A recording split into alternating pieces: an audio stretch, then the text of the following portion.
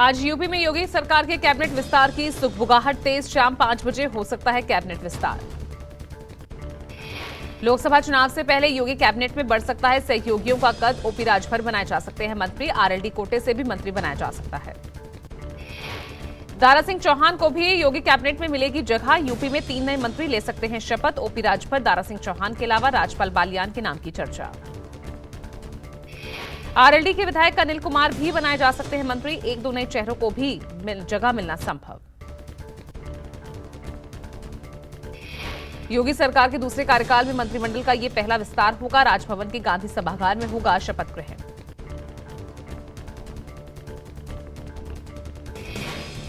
Cabinet विस्तार पर ओम प्रकाश राजभर ने कहा, हमारी कोई मांग नहीं है, ये सीएम को तय करना है कि कौन सा विभाग किसे देना है।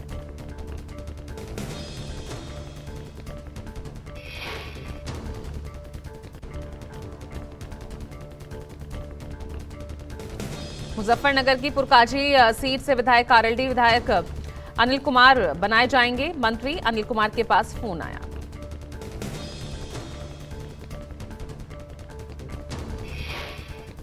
जी का मेरे पास फोन आया था लखनऊ जाने के कि आप लखनऊ पहुंचिए। बाकी अभी कोई ऑफिशियल सूचना मेरे पास राजभवन से, हमारे मुख्यमंत्री जी के यहाँ से अभी नहीं है। बीजेपी में शामिल होंगे अर्जुन मोढवाडिया। 12:30 बजे बीजेपी में शामिल होंगे। कल कांग्रेस और विधायकी से अर्जुन मोढवाडिया ने इस्तीफा दिया था। गुजरात कांग्रेस के अध्यक्ष रह चुके हैं अर्जुन मोढवाडिया। मोढवाडिया ने अपने इस्तीफे के पीछे कांग्रेस द्वारा राम मंदिर का न्योता ठुकराए जाना बताया। मोढवाडिया ने लिखा, कांग्रेस पार्टी ने न्योता ठुकराकर भगवान राम का अपमान किया। यूपी में आरएलडी के 2 उम्मीदवारों के नामों की घोषणा भी हो चुकी है। यूपी की बागपत और बिजनौर सीट से प्रत्याशियों के नाम का ऐलान। बागपत से राजकुमार सांगवान और बिजनौर से मौजूदा विधायक चंदन चौहान पर जयंत चौधरी ने भरोसा जताया। केंद्रीय मंत्री अनुप्रिया पटेल ने दिल्ली में अमित शाह और जेपी नड्डा से मुलाकात की। मुलाकात के बाद अनुप्रिया ने कहा, अब की बार एनडीए 400 पार का हमारा संकल्प जरूर पूरा होगा। आज महाराष्ट्र दौरे पर अमित शाह देर शाम मुंबई पहुंचेंगे। अकोला और जलगांव में कार्यक्रम में शामिल होने के बाद अमित शाह मुंबई जाएंगे। लोकसभा चुनावों में महायुति में सीट बंटवारे को लेकर पेच फंसा, सुलझाएंगे अमित शाह। शिंदे गुट अपने लिए कम से कम 22 सीटें मांग रहा। अजित गुट ने भी 10 सीटों की डिमांड रखी। CM Eknath Shinde, deputy CM Devendra Fadnavis और अजित पवार से करेंगे मुलाकात। इस दौरान अमित शाह सीट बंटवारे को लेकर बातचीत और चुनाव की तैयारियों की भी समीक्षा करेंगे। बीजेपी की 2024 की तैयारी। दिल्ली के आईटीओ पर लगे मोदी के परिवार के पोस्टर पर लिखा, मोदी का परिवार देश की 140 करोड़ जनता। लालू यादव के निशाने के बाद बीजेपी ने मुद्दा बनाते हुए सोशल मीडिया पर मोदी का परिवार नाम से अभियान शुरू किया। देश मेरा परिवार वाले बयान पर राहुल का जोरदार प्रहार। एक्स पर लिखा, देश की हर स्वतंत्र संस्था मोडानी परिवार बन भ्रष्टाचार पर पर्दा डालने में लगी। राहुल ने ट्वीट कर कहा, चुनाव से पहले मोदी के असली चेहरे को छिपाने की अंतिम कोशिश है। इलेक्टोरल बॉन्ड का सच, दाल में कुछ काला नहीं बल्कि पूरी दाल काली है। पीएम की मेरा परिवार मेरा देश ही मेरा परिवार वाले बयान पर जयराम रमेश ने पलटवार किया। कहा, अगर 140 करोड़ भारतीय पीएम मोदी का परिवार हैं तो उनका विश्वास क्यों तोड़ा।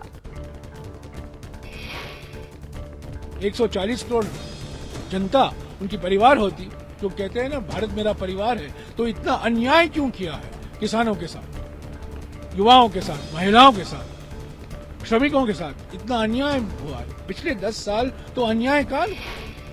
जयराम रमेश ने कहा, महंगाई, बेरोजगारी और ध्रुवीकरण के खिलाफ देशवासियों की आवाज उठाने का काम कर रहे हैं। हमारी प्राथमिकता भी देश के लोग हैं। जयराम रमेश ने कहा, पीएम मोदी सिर्फ बीजेपी की मार्केटिंग और रिब्रांडिंग करने के लिए बैठे हैं। वो खुद को विश्व गुरु घोषित कर चुके हैं।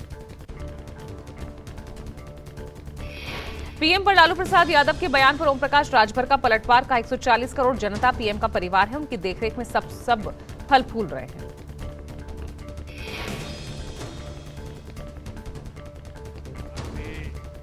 प्रधानमंत्री जी का ही ना परिवार है, उन्हीं की देखरेख में फल फूल रहा है। ओम प्रकाश राजभर ने कहा, 140 करोड़ जनता की देखरेख, सुरक्षा और जिम्मेदारी पीएम की है। लालू यादव एक अनुभवी नेता हैं। उन्होंने जो कहा वो उनके विचार हैं। राजनीति में एक मजे हुए खिलाड़ी थे और आज बेशक सत्ता से बाहर हैं, लेकिन उन्होंने जो बात कही है, अब उन्होंने अपनी विचार से जो कहा हो। मेरा देश मेरा परिवार वाले बयान पर संजय राउत का प्रहार, कहा 140 करोड़ लोग पीएम का परिवार नहीं, आपका परिवार वो है जिनको आपने देश का पब्लिक सेक्टर, एयरपोर्ट, एलआईसी बेचा है।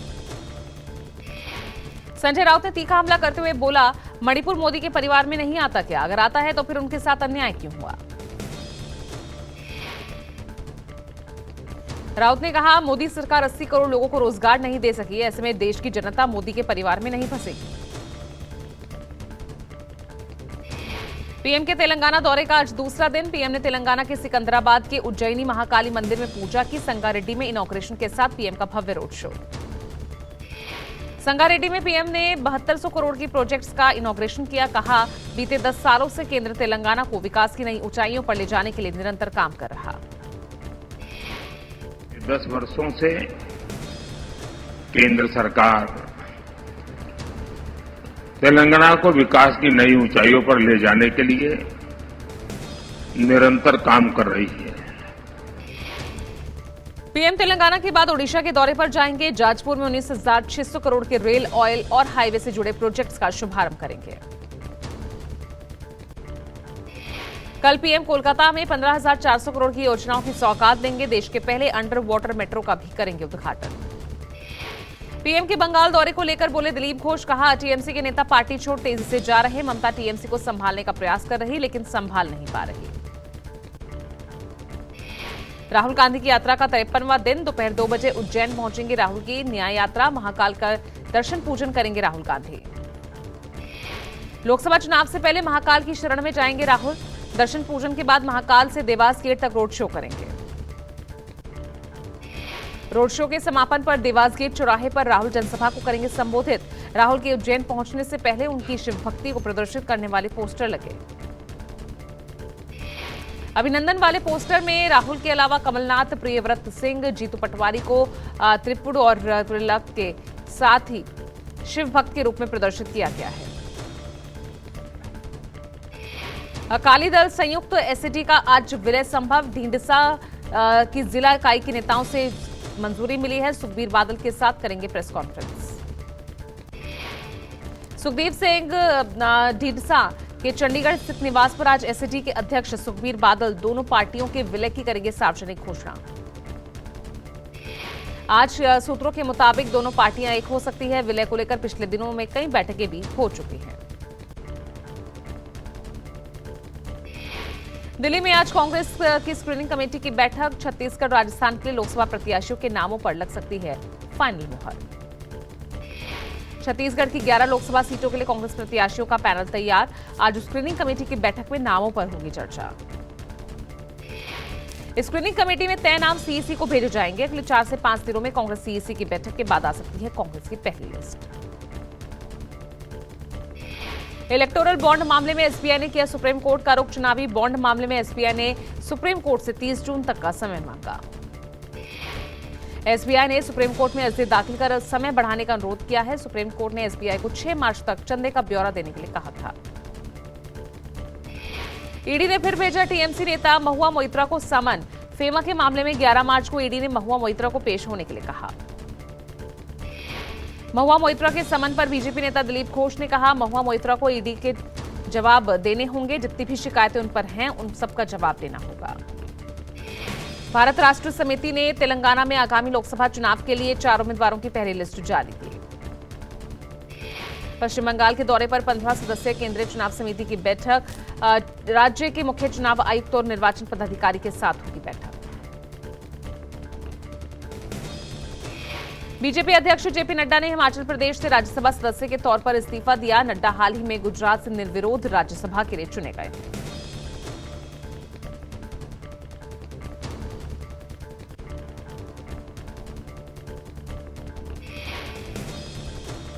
नहीं कम हो रही है आम आदमी पार्टी की मुश्किलें। सुप्रीम कोर्ट ने आम आदमी पार्टी को बड़ा झटका दिया। 15 जून तक पार्टी ऑफिस खाली करने का निर्देश।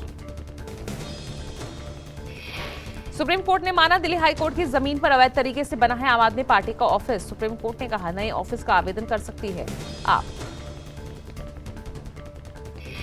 बेंगलुरु धमाके की जांच में जुटी एनआईए, शुरुआती जांच में लश्कर मॉड्यूल से जुड़े बेंगलुरु कैफे ब्लास्ट के तार। 7 राज्यों में एनआईए की छापेमारी, तमिलनाडु, केरल, कर्नाटक में संदिग्धों पर रेड की गई।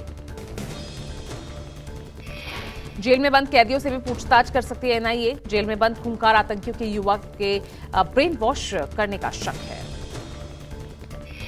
कर्नाटक विधानसभा में पिछले दिनों पाकिस्तान समर्थित नारेबाजी मामले में 3 लोग गिरफ्तार। राज्य सरकार ने फोरेंसिक जांच में वीडियो को सही पाया। कर्नाटक राज्यसभा चुनाव में कांग्रेस प्रत्याशी नासिर हुसैन की जीत के बाद विधानसभा के अंदर पाकिस्तान समर्थित नारे लगाए गए थे। ओडिशा के अंगुल में केंद्रीय मंत्री धर्मेंद्र प्रधान ने राम मंदिर का दौरा किया। भगवान राम के मंदिर में पूजा अर्चना कर आशीर्वाद लिया। राजस्थान के बीकानेर में मुख्यमंत्री भजनलाल शर्मा पहुंचे hair cut salon. PM Svanidhi योजना के लाभार्थियों से मिले सीएम भजनलाल। लखनऊ में सीएम योगी ने 2800 करोड़ रुपए की सौगात दी। 650 पर्यटन विकास परियोजनाओं का उद्घाटन और शिलान्यास किया। पश्चिम बंगाल की सीएम ममता बनर्जी ने पूर्वी मेदिनीपुर में एक सरकारी कार्यक्रम के दौरान ढोल बजाया और पारंपरिक डांस किया। अयोध्या में राम मंदिर में दर्शन के लिए भक्तों की भारी भीड़ और दर्शन के लिए बड़ी संख्या में भक्त उमड़े।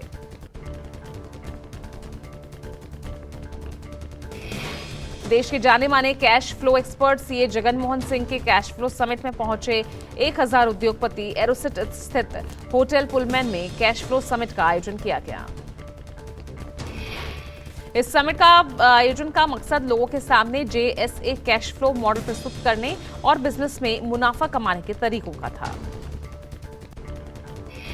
जेएसए ऑनलाइन एक कैश फ्लो हेल्पलाइन है जहां लोगों को अपना बिजनेस ज्यादा मुनाफे वाला बनाने के गुर सिखाए जाते हैं।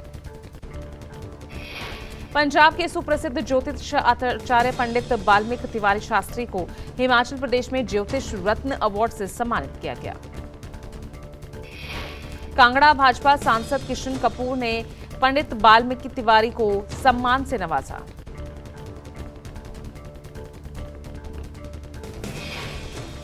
पुलिस भर्ती पेपर लीक मामले में योगी सरकार का बड़ा एक्शन। भर्ती बोर्ड के अध्यक्ष रेणुका मिश्रा को हटाया गया।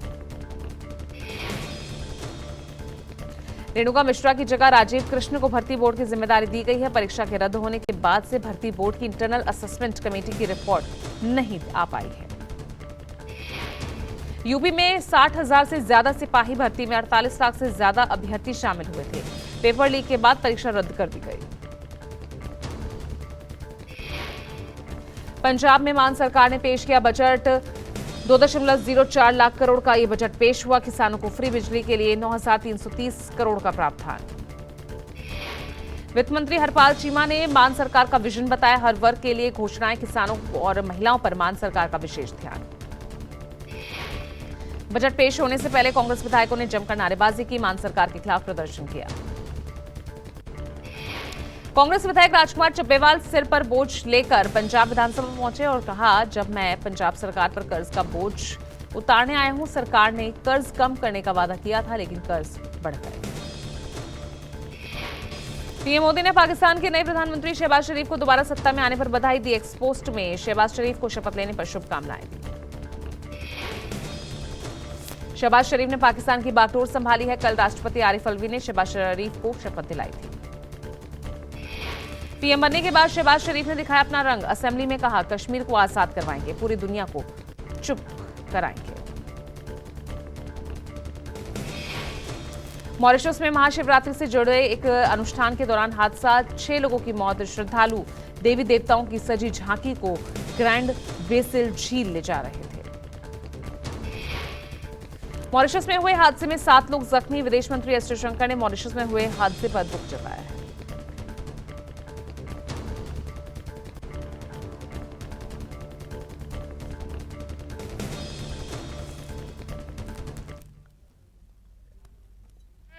अब तक 4 करोड़ घर बन चुके हैं।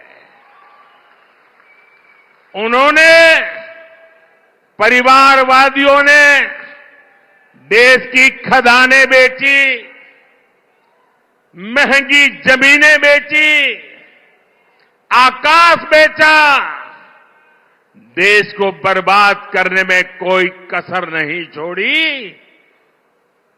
ये परिवारवादियों के कारनामे हैं और मोदी देश बनाने के लिए,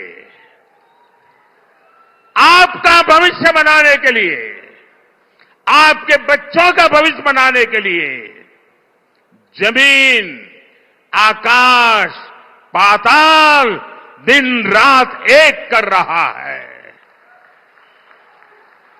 इसलिए बौखलाए हुए ये लोग मेरा परिवार ना होने की बात उठा रहे हैं। ये भूल रहे हैं कि 140 करोड़ देशवासी,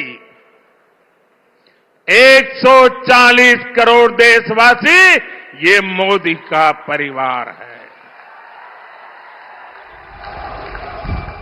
देश की हर माता, देश की हर बहन मोदी का परिवार है।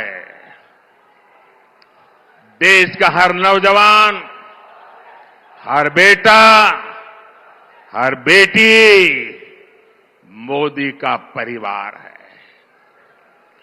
कांग्रेस और इंडी गठबंधन वालों को अंदाजा भी नहीं है कि करोड़ों लोग मुझे अपने परिवार का सदस्य ही मानते हैं।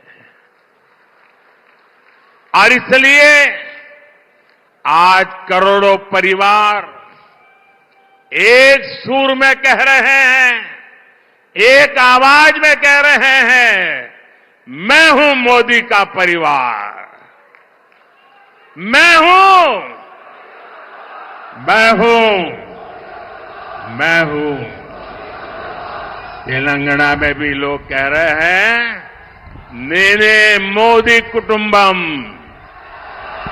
नेने मोदी कुटुंबम, नेने नेने नेने नेने।